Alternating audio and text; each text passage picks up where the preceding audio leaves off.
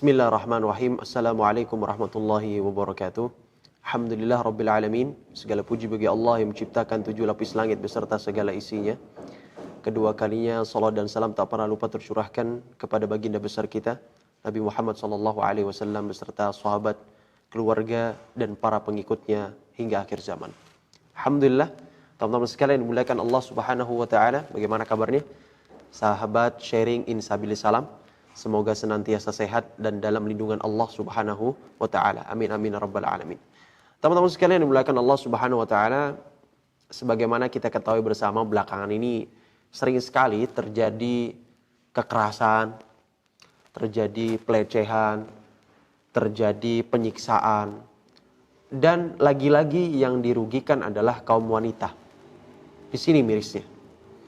Jadi jamaah yang dimuliakan Allah Subhanahu wa taala, kita harus ketahui bersama bahwasanya kedudukan wanita di dalam Islam itu begitu mulia. Begitu banyak redaksi di dalam Al-Quranul Karim yang menerangkan terkait tentang keistimewaan pada satu wanita dan wanita yang lain. Seperti kisah Maryam, seperti kisah istri Fir'aun, dan lainnya. Oleh karena itu, bahkan di istri Nabi SAW merupakan periwayat hadis terbanyak. Artinya adalah wanita di dalam Islam sangat-sangat dimuliakan. Bahkan memiliki kedudukan di tengah-tengah masyarakat. Teman-teman sekalian yang dimuliakan Allah Subhanahu wa taala, problematikanya adalah banyak saudara-saudara kita menggunakan senjata kepemimpinannya bagi laki-laki untuk merampas hak, untuk menuntut hak, tanpa dia menunaikan haknya dengan baik. Baik. Jadi kalau bisa kita katakan zalim ya. Artinya adalah, iya betul, memang suami adalah pemimpin. Qawwam itu secara bahasa adalah sesuatu yang lurus. Tidak ke kanan, tidak ke kiri. Oleh karena itu, itulah sebabnya laki-laki itu dilebihkan menjadi pemimpin dalam suatu struktur terkecil sampai struktur terbesar. Jadi seperti itu. Maka kalau misalnya kita melihat apabila di suatu tempat atau negara saja mayoritasnya dipimpin oleh seorang wanita, bakal kacau. Mohon maaf, bukan kami merendahkan wanita, tidak. Akan tapi kalau misalnya dipimpin rata-rata adalah wanita, berbahaya. Karena ketika ingin memutuskan suatu perkara, dipertimbangkan melalui perasaan. Nah ini yang berbahaya. Tidak apa-apa maling ayam, kesian kan dia sudah minta maaf. Sudahlah jangan dihukum. Loh bahaya. Ya. Oleh karena itu kenapa pemimpin itu harus laki-laki? Karena dia memiliki sifat yang tegak, lurus, tidak ke kanan ke kiri ketika sudah mengambil keputusan. Nah, itu salah satu hikmahnya. Akan tetapi sebagai wasiat kami untuk laki-laki, jangan menyepelekan hak-hak yang sebenarnya harus ditunaikan. Iya memang betul laki-laki pemimpin. Tapi jangan menzalimi wanita. Jangan menindasnya. Jangan meremehkannya. Jamaah yang dimuliakan Allah Subhanahu wa taala. Rasulullah SAW bersabda dari Abu Hurairah radhiyallahu an. Rasulullah SAW bersabda, "Istausu bin nisa." Hendaklah kalian berbuat baik kepada wanita. Fa innal mar'ata khuliqat min dhila'in. Karena sesungguhnya wanita tercipta dari tulang rusuk. Wa inna a'waja syai'in fi dhila'i a'la. Maka sesungguhnya sesuatu ya yang namanya tulang rusuk itu atasnya itu bengkok. Fa in dhahabta, dan apabila engkau berusaha untuk meluruskannya, ya, berusaha untuk meluruskan tulang rusuk ini, maka kemungkinan cuma ada satu. Kasartah, engkau akan mematahkannya. Wa in taraktahu, dan apabila engkau membiarkannya, maka tidak lain dan tidak bukan tulang tersebut ya akan demikian, tetap saja bengkok tulang rusuk tersebut. Tidak akan bisa lurus. Hadis riwayat Bukhari dan Muslim. Maka sekarang teman-teman sekalian, dimuliakan Allah Subhanahu wa taala, perlu kita dudukkan terkait tentang betapa pentingnya kita menghargai wanita. Baik.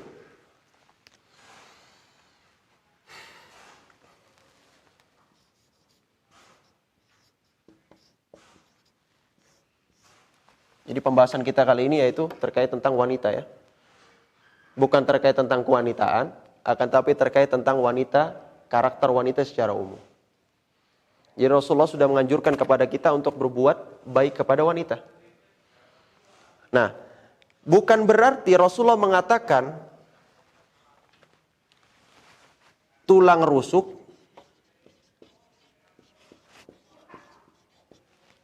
hanya ada pada wanita. Ini salah. Oke? Tulang rusuk hanya ada wanita. Tidak. Laki-laki punya. Laki-laki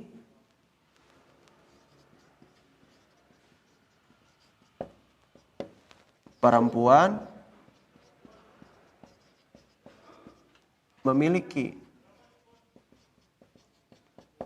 Ya. Jadi bukan berarti Rasul mengatakan diibaratkan dengan tulang rusuk, bukan berarti beda antara tulang rusuk laki-laki dengan tulang rusuk perempuan. Semua sama. Akan tetapi yang dimaksud Rasulullah SAW ini adalah bahasa kiasan. Tamam? Ya, bahasa kiasan.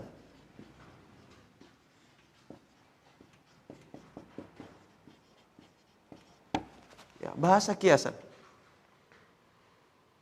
Jadi Rasulullah SAW ingin menyampaikan kepada kita bahwasanya sifat pertama yang dimiliki seorang wanita, yang menjadi keunggulan bagi wanita, yang menjadi kelebihan bagi wanita, dan tidak akan pernah bisa dibandingkan dengan laki-laki adalah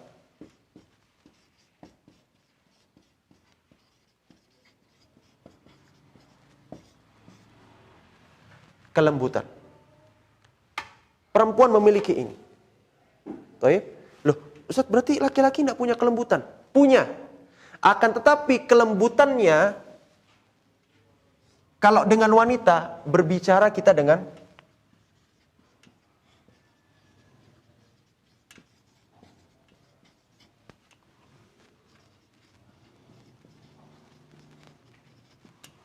wanita memiliki kelembutan. Laki-laki juga memiliki kelembutan. Akan tetapi perbedaannya di mana? Kelembutan wanita memiliki perasaan yang mendalam. Jadi kalau misalnya kita belajar teori, kalau tidak salah teori empati ya.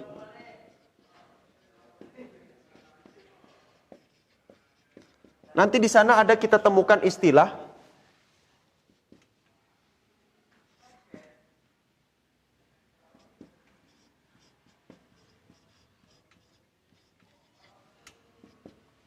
ini bahasa Jerman. Einfühlung. Nanti kita misalnya belajar teori empati, nanti ada istilahnya di dalam sana namanya Einfühlung. Apa itu Einfühlung?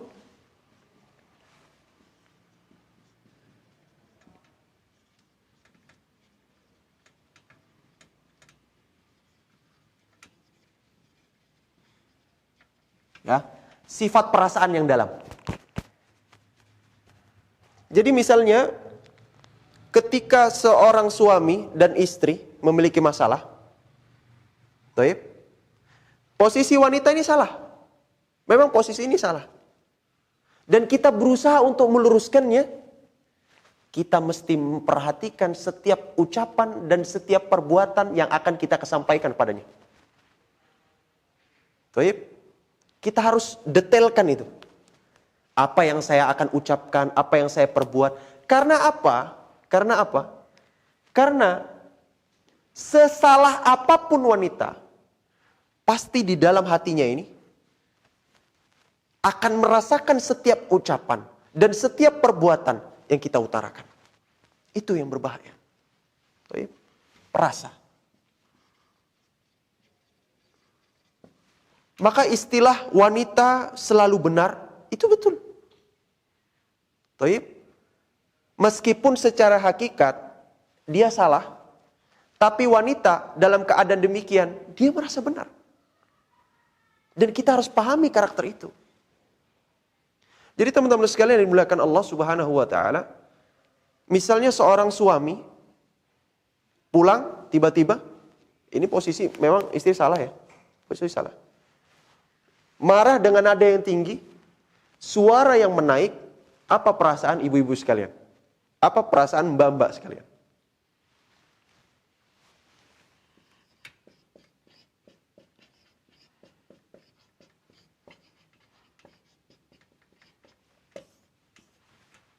Nyesek, sakit, fitrah. Itu fitrah. Kalau misalnya suami pulang, marah-marah dengan nada yang tinggi, kita senyum.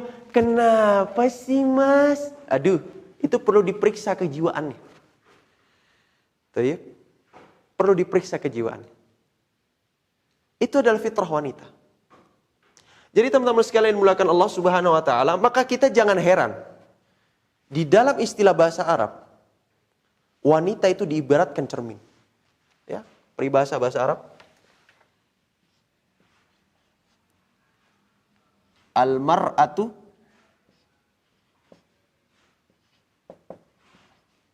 kal mir'ah. Lihat, al-mar'atu kal mir'ati. Yang pertama pakai fathah. Yang kedua, pakai kasroh. Ya, perbedaannya cuma itu. Katanya sama. Coba bayangkan. Wanita ibarat cermin. Perbedaannya di mana? Cuma di harokat. Tulisannya sama. Masya Allah, tabarakur rahman. Baik. Al-mar'atu kal mir'ati. Yang satunya mimnya pakai kasroh. Yang satunya mimnya pakai kasroh. Yang satunya mimnya, maksud saya fathah, yang satunya mimnya pakai kasroh.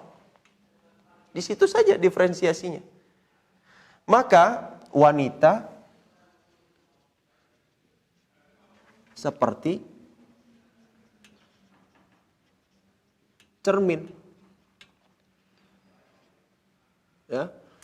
Maka jangan heran kalau di dalam kehidupan sehari-hari fitrah itu kebawa. Dikit-dikit. Nah, kemudian setelah itu masuk lagi ke mobil, ya kan? Ngaca lagi. Spionnya orang dijadikan kaca lagi. Buka lagi naikin lagi kaca mobil, ngaca lagi. Ini kalau misalnya diperiksa tasnya itu ada kacanya itu. Bahkan ketika sampai di rumah, Masya Allah tabarakar rahman, kacanya sebesar pintu. Allahu Akbar. Itu fitrah, normal, biasa. Nah, kalau misalnya yang tidak normal, wanita nggak mau ngaca, takut lihat dirinya. Itu perlu diperiksa lagi kejiwaannya. Oke? Jadi fitrah wanita itu memang berkaca. Masya Allah, tabarakallah rahman. Maka seakan-akan agama Islam ini, syariat ini ingin menyampaikan bahwasanya, ini saya hapus semua ya.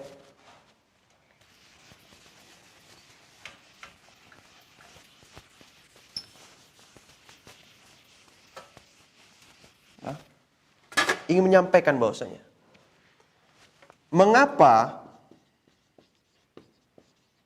wanita layaknya cermin.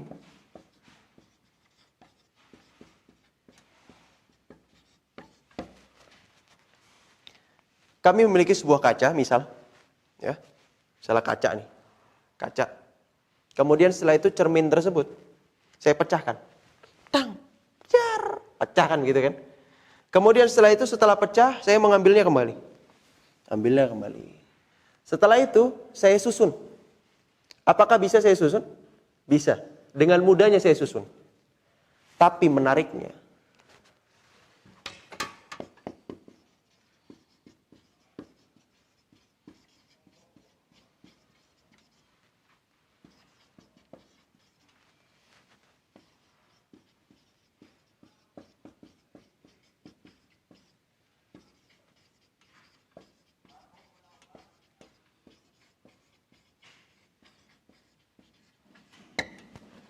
tidak akan pernah bisa memantulkan bayangan yang sama.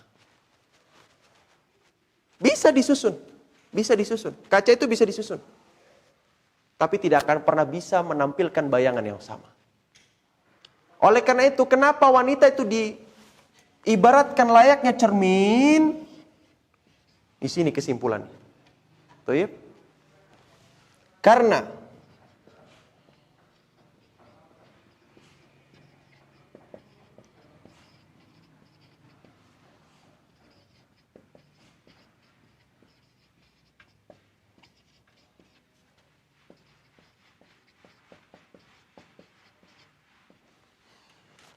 Karena bisa jadi dia cepat memaafkan.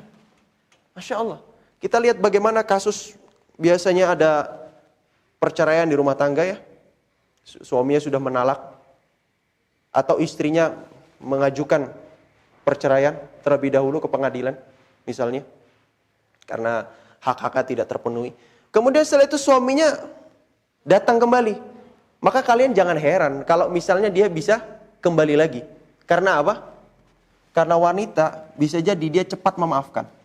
Tapi ingat, dia paling sulit untuk melupakan.